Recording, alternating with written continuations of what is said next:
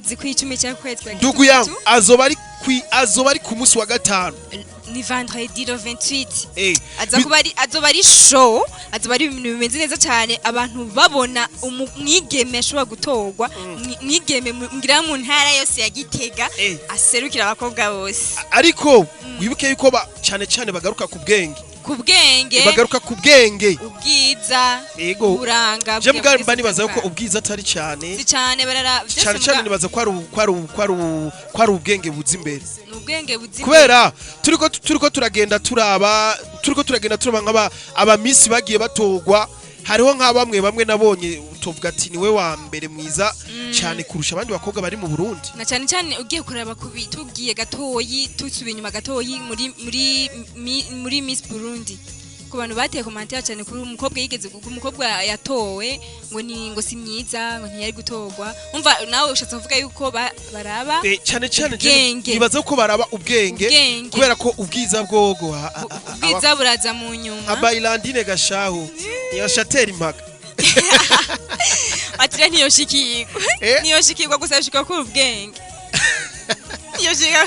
reka tugarukire na Miss Ngoma Miss Queen Ngoma dufise rero abigeme 8 bashoboye gushika muri finale yes tugiye mu byo kubamenyesha amazina yabo bigeme hari umukobwa yitwa Ngabirano Belle Ange Edissa tubanze tugaruke kuri wowe wenyene ego ni nimero izi zibiri muntu uri kuyatwumviriza je kuruga rwa Facebook wandike Miss Ngoma kuri page ya Miss Ngoma ajya Miss Queen Ngoma wanditse Miss Ngoma ucuronga ivyo mu mwaka uheze wandika Miss Queen Ngoma mu mwaka uheze nuko nyene mu mwaka uheze niho hari habaye Miss Ngoma aho kantu urakumvise ndakumvisa ako kantu icyo kirundi cawe kirancanga cyane ako nakandi kantu kiwanje sivyo nukuvuga wandika Miss Queen Ngoma wirabire bano bigeme 8 bashitse muri finale uno buro turi ku nimero ya mbere ninde hajya ni nimero 2 niwe yashoye gushika muri finale yitwa Ngabirano Belle Ange Edissa numukobwa mwiza ntacabaye vraiment ari ku nimero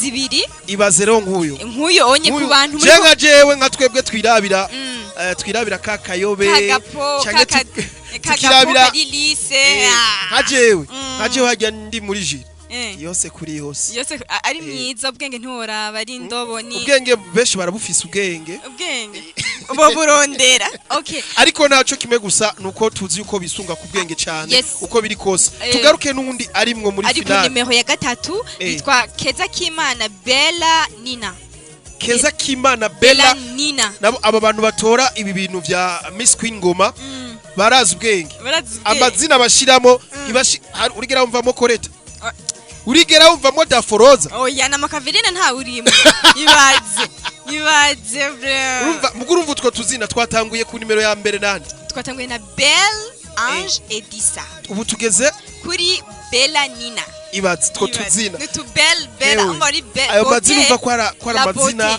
urumva nyene ko ari amazina ya nyoyinka mvuze kunyinka ico kintu agitaho harimo tuntu twa Ange twa Belle nukuvuga tumarayika gusa ibaze Bernice mvuze akantu ko kunyinka uragataho ico kirundi uragitaho harimo akajambo kunwa harimo n'inka gusa basi banyoye amata bano bakuriye ku mata basi je orankuyemo rero basi ko atayo nanyo wewe urashobora kuba aranyoye imene amata rugoko bwinshi ayinka rumva je nuvuga ni kunywa impene ntaco reka tubandanye kuri gatatu ya 4 tuvuye ku nimero 3 kwere ku nimero ya 2 tugiye ku nimero ya 4 ni Mungere mwiza Ange Gloria Mungere mwiza Ange Gloria ibaze ayo mazina nutumarayika gusa ibaze ayo mazina arojo ndiko ndibaza ninde azotahukana ikibanza ca mbere mu kibanza ca mbere hituraheza bandanye turaheza ku nimero ya 5 haraza Ingabire Ella Eitra Ingabire Ella Eitra mana yaje hariho abavyeyi bazi kwita amazina kansubirire oya sinoshiki sishiki muntu w'Imana sishiki Eitra none turipfe ndakubwiye ni kimwe gusa hariho abavyeyi bazi kwita amazina abana ba kandi ngira ngo babazi ico bazovamo nuguri none nk'uwo mwana akivuga ugashumita iryo zina numva ko abakwiriye kuba nyene Miss Queen Ngoma ibaze twagiye hariho ku nimero 6 ni Iradukunda Gladness.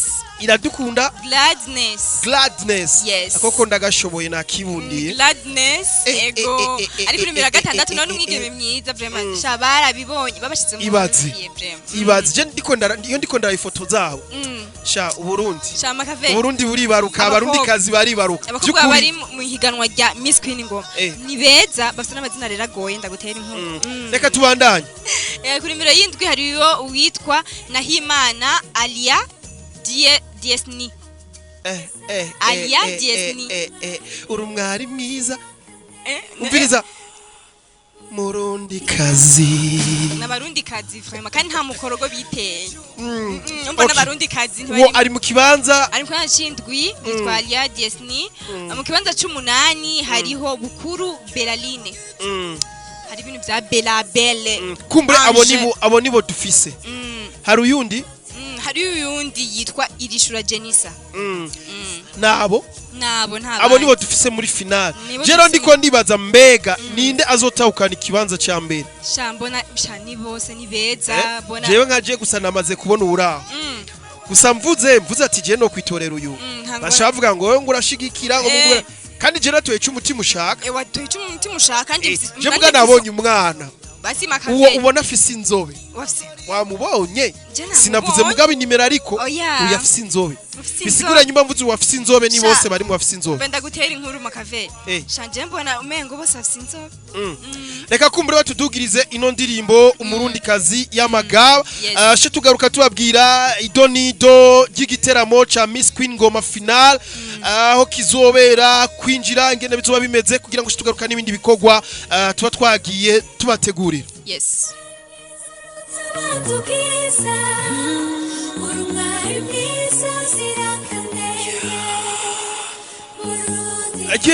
Yes. Turacerero mu bijanye n'ibiteramo, turacari muri iki giteramo ca final Miss Queen Ngoma. Bizoba bimeze neza. Azuba rero ku itariki 28. Azuba ari itariki 28 z'ukwezi kwa Gitega. Ego hajya mu nyubakwa za Lenox Bar ngaha Inyabiharage ku batahazi. Giteramo kizoba kimeze neza cyane. Ku bijanye no kwinjira amatike yaratanguye gucuruzwa ngaha mu gisagara ca Gitega henshi hatandukanye nko kwa Mico Fashion Collection. Ku mastati ya WhatsApp ya MC Bailando n'abandi batandukanye naramaze kubona ko bamaze kupostinga ibibanza biriko biracururizwamwo amatike. Na MC Bailando ngo areka azicuruza itike za Miss Queen Ngoma. Ku bantu rero bashaka kuzigura bace kwa Bailando bace n'ahandi hatandukanye. Bailando sinzi ibintu ariko arambwira ngo ngaza kwivuga naza. Ariko reka tubandanye. Umwanya wacu ndabona duheranye tukifise ibintu byo gukora. Ku mafaranga yo kwinjira. Ibihumbi 5. Ibihumbi 10. Ibihumbi 20. Ibihumbi 50. Amuca kuva ibibanza ngene bitandukanye. Ego hariho VIP. Ibihumbi 5 nukuvuga simple. Hari abazokwicara mishatanya ngira ku bihumbi 5. Uzobirabira mishatanya canke mu giti ajya muri komando. Sho winjira ngaha muri komando hari yakwicara. Kuri 5. Nk'aba boss lady zo kwicara bataziteka. Rero bizi vya bindi